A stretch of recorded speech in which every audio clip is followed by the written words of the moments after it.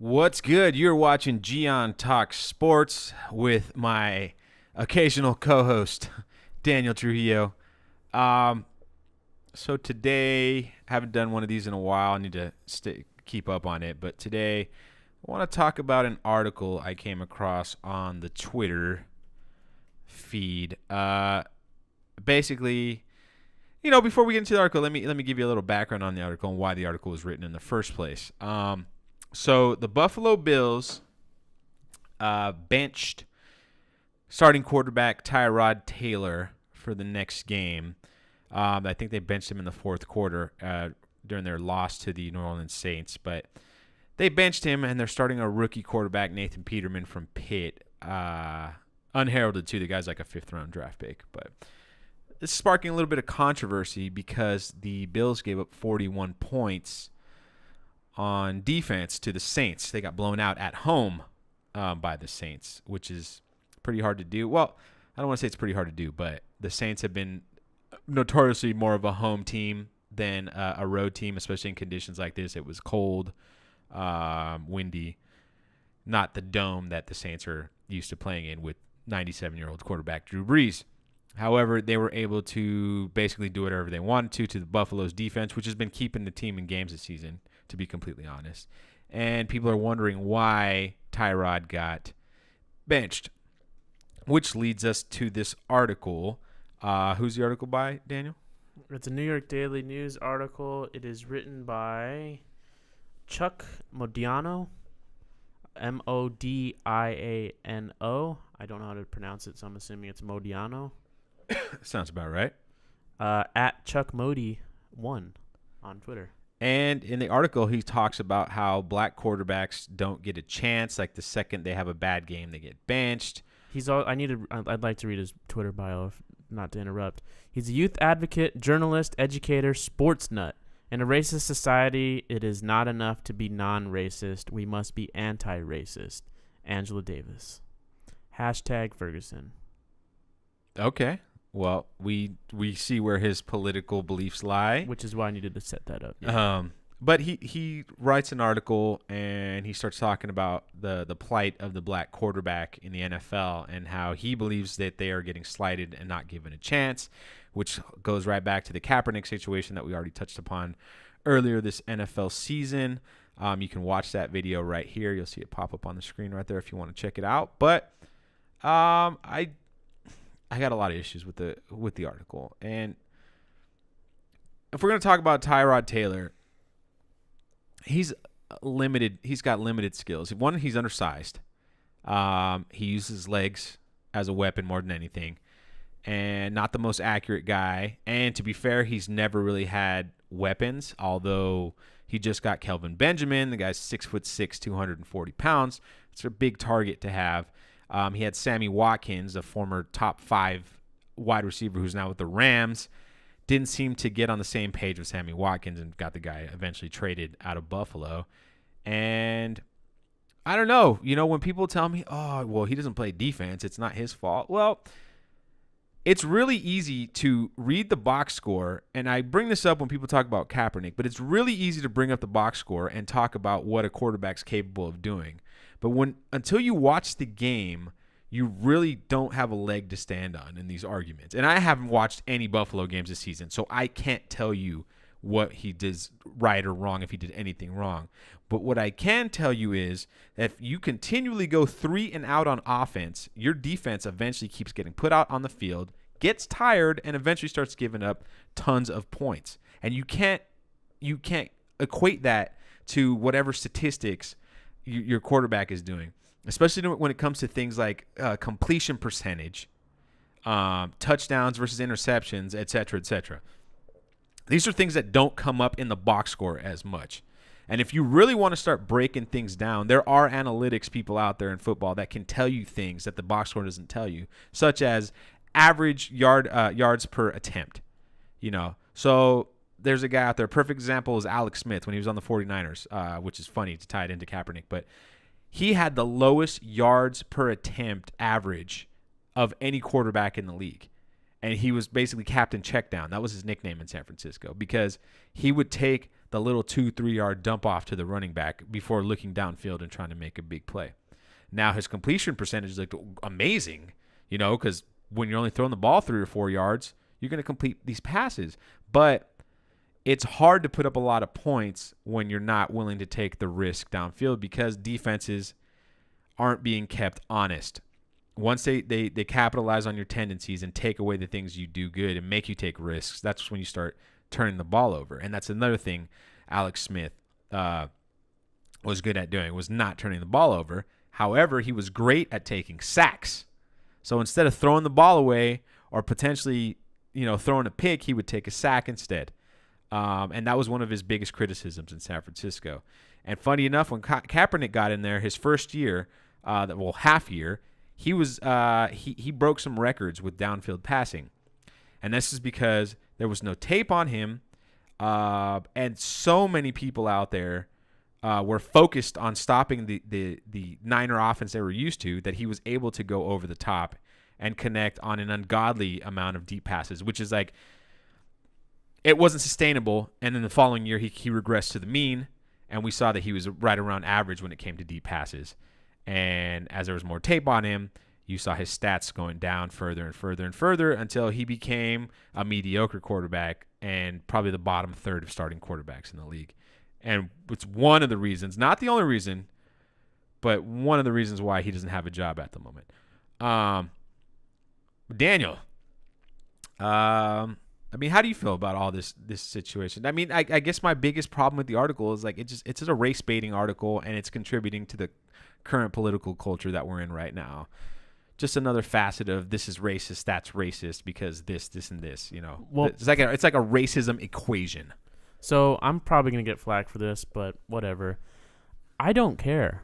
And I don't mean about the article, but I don't care who's throwing for what team, under what circumstance, because at the end of the day, it's a business. At the end of the day, the GM and the owner and the manager and whatever, they're the ones deciding who's going to play quarterback for the team at the beginning of the season, who's going to start the games, what plays are going to run, whatever, right? So you can't hate on the players. I'm not saying this article was doing that, but it's not their fault that they have a job. Yeah. It's not. If you were to argue that, then you're crazy. I mean, what do you want them to do? Not play? To say, you know what? I'm white. I'm not going to take my job today. Go ahead. Let's let other people have my job. Well, and the article in question, the players in question in this article are specifically Josh McCown and Ryan Fitzpatrick. And the article's trying to set up that because they play crappy, quote unquote, and I'm not using their words, but that they don't necessarily deserve their job. That's kind of what it's going at because there's better black quarterbacks out there. Basically saying the only reason why they have their jobs is because they're white. And I think on the surface, you might be able to justify that, but I think if you really break it down, that's not the case. Josh McCown, when healthy, he's not a terrible quarterback. One, he's been put in bad situations, but his biggest flaw over his long career has been he can't stay healthy. The other thing about Josh McCown is he is not a franchise quarterback, and I think that's the key point that people are failing to see when it comes to these signings. Josh McCown is a guy that you plug in for a year to groom your young quarterback or waiting until the next year to draft the quarterback. The Jets were not trying to win this year, folks. The Jets are not trying to make the playoffs, and they won more games than they were expected to, and I don't think they're happy about that. The Jets wanted the number 1 pick this year so they could draft Sam Darnold or Josh Rosen.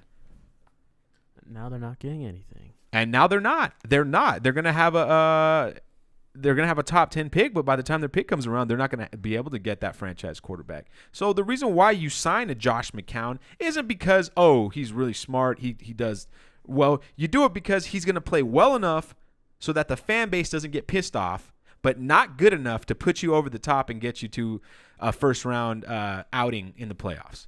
And you have to look at it in that way because it's a business, and the Jets have been. That's why I don't care. It's a business. Yeah. It's a business. If the owners don't want players to kneel and they're going to fire them for it, I'm not saying they said that, but I'm just saying if they decide to do that, it's their right as a business owner.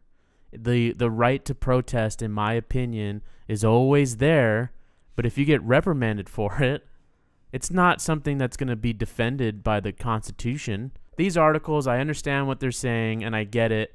But where were they 10 years ago? Where were they 5 years ago?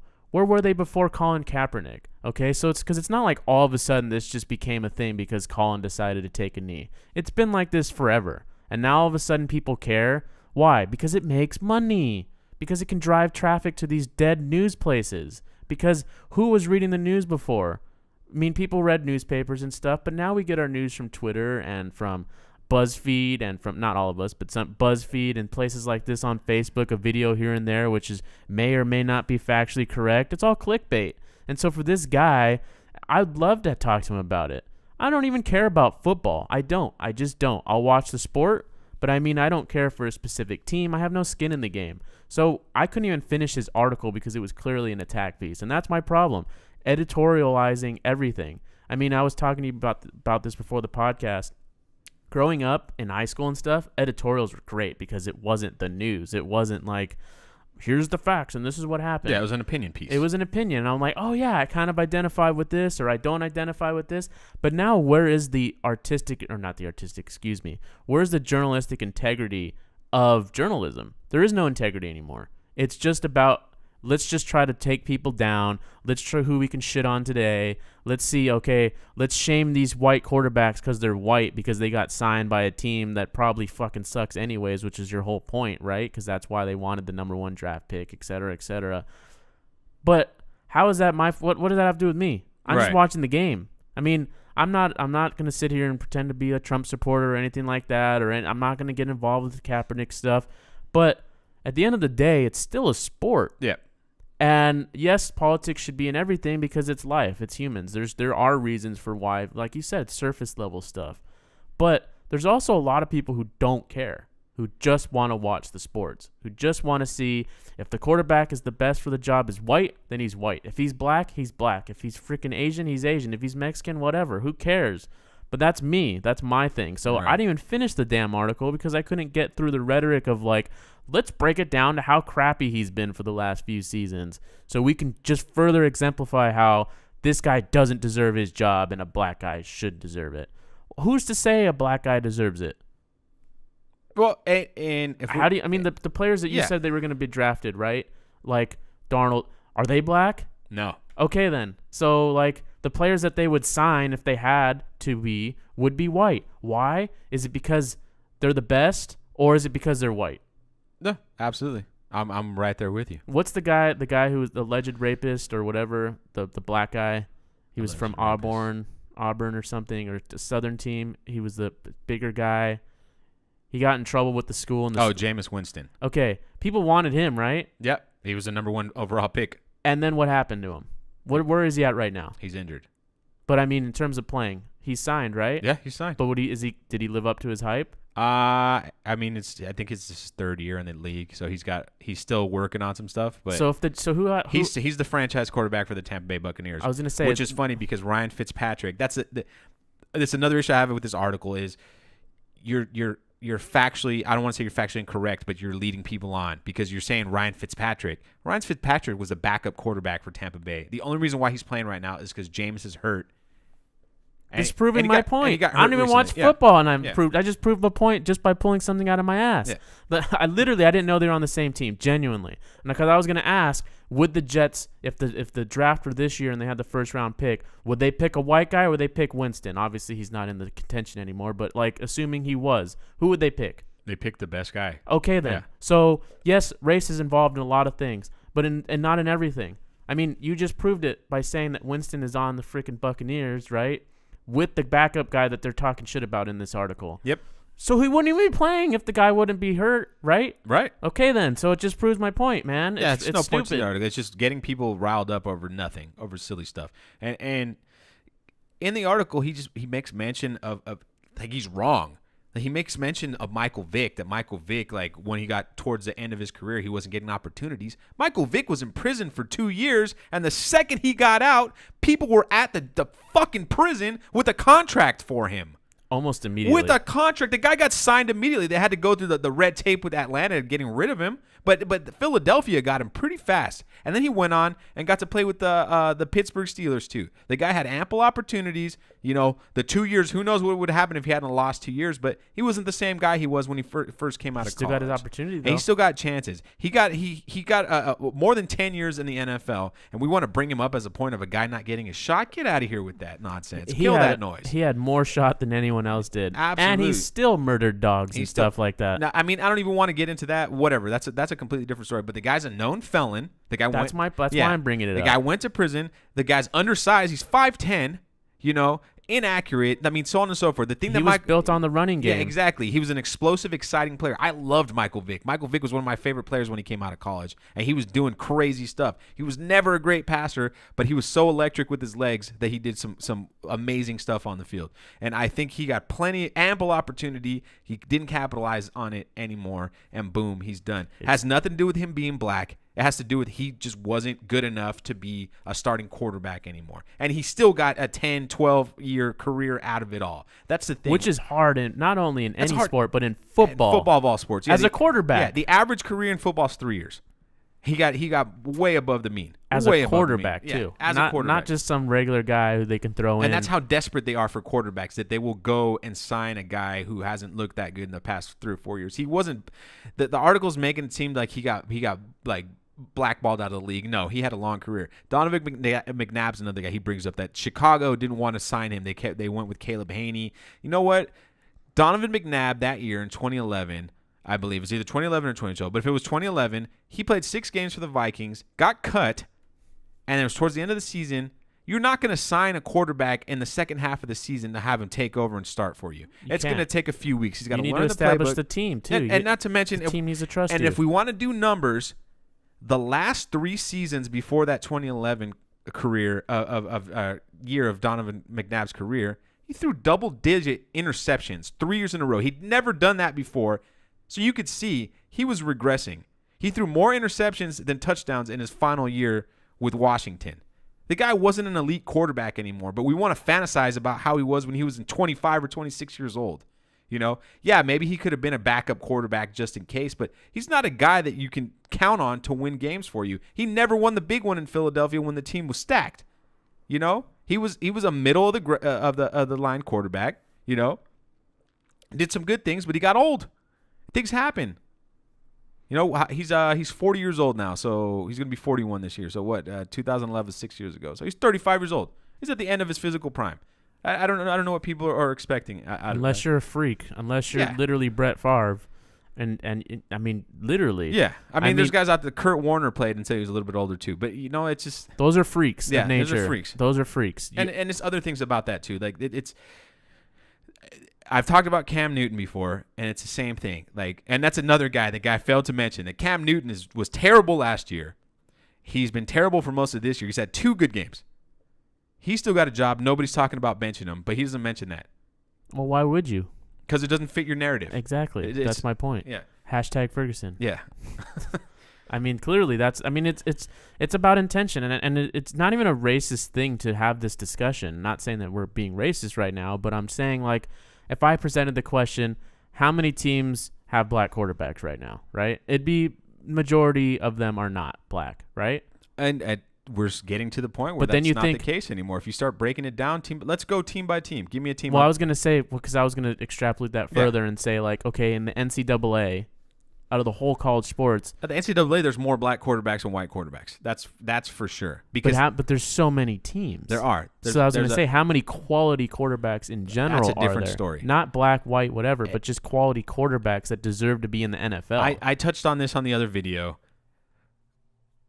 We have the game is changing to the point now where coaches are no longer looking for the best skilled player for quarterback in college. Most versatile. Or they're putting the most athletic person they have on their team to play quarterback because the offenses are changing. The offenses are now, your quarterback is basically your third running back. He's not throwing as much. They're not depending on him to air the ball out 40, 50 times. They need him to throw the ball 20 times at the most. I mean, Notre Dame's a perfect example. Brandon Wimbush can't throw a pass to save his life, but he can run the hell out of the ball. He's their starting quarterback, and that's a lot of college teams. Lamar Jackson won the Heisman last year. Not a good passer at all.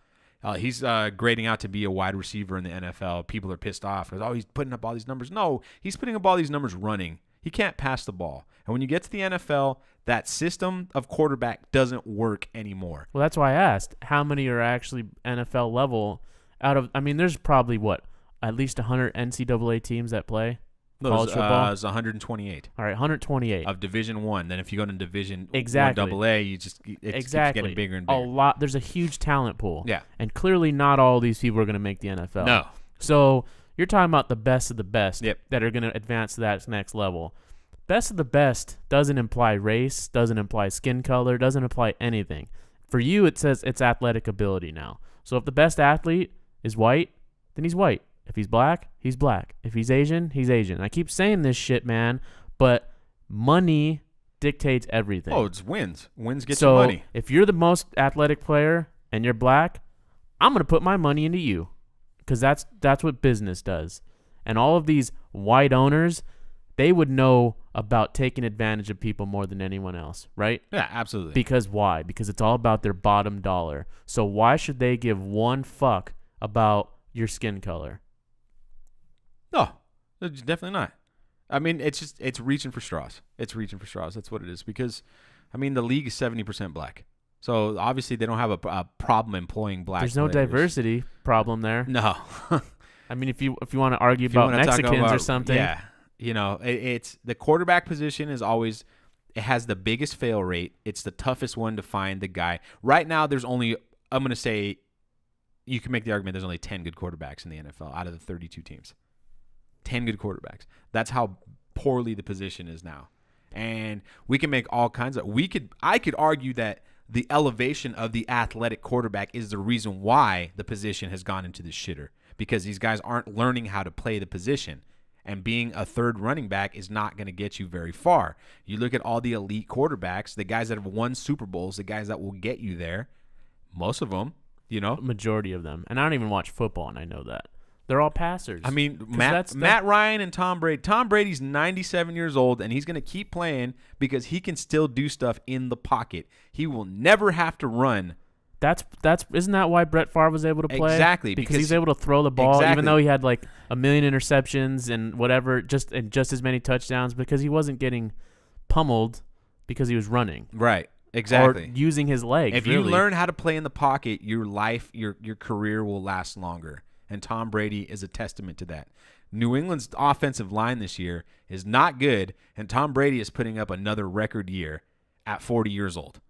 Because he's the GOAT. But, I mean, I look at, what's his name, Aaron Rodgers, and he throws most of the time, too. He's a pocket passer, too. He is one of those guys, one of those rare guys that can still do things with his legs and still stay in the pocket. He's a freak. There's a reason why he's arguably the best quarterback in the league.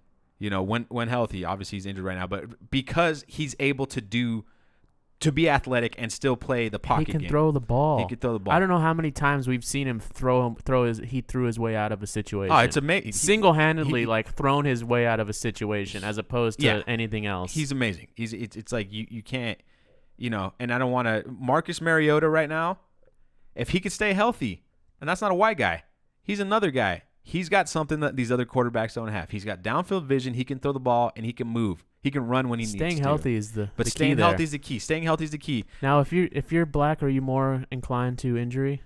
No.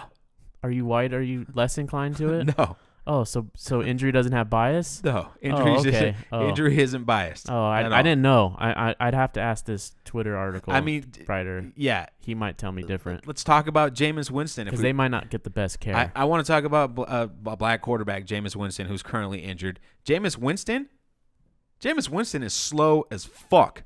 Jameis Winston is not a guy that's going to run for 75 yards a game. He's not an athletic quarterback. Actually, when they measured his athleticism versus Mariota, it was night and day. The guy he's got lead feet. He's a pocket passer. He's a leader. But that's another guy. He relies on his arm to make plays.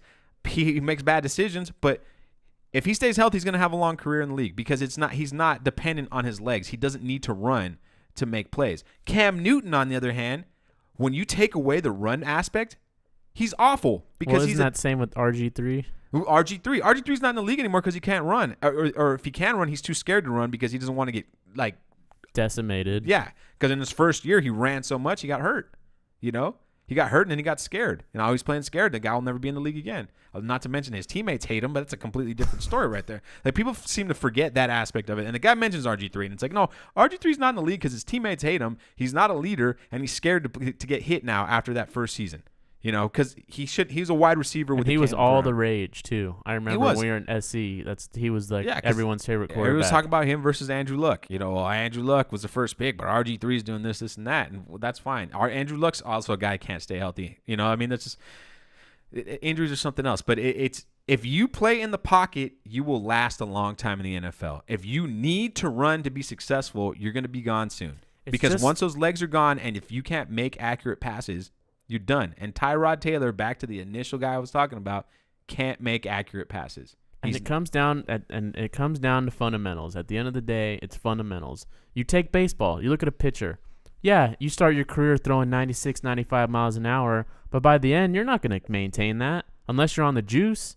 You're going to be throwing in the low 90s, but if you know the fundamentals, you know how to pitch, you know how to throw into spots, you know how to mix up your pitches, you can have a long career. And there's a guy we can bring up when it comes to that right now. He played for my San Francisco Giants and helped them win 2 of their 3 World Series. His name, Tim Lincecum.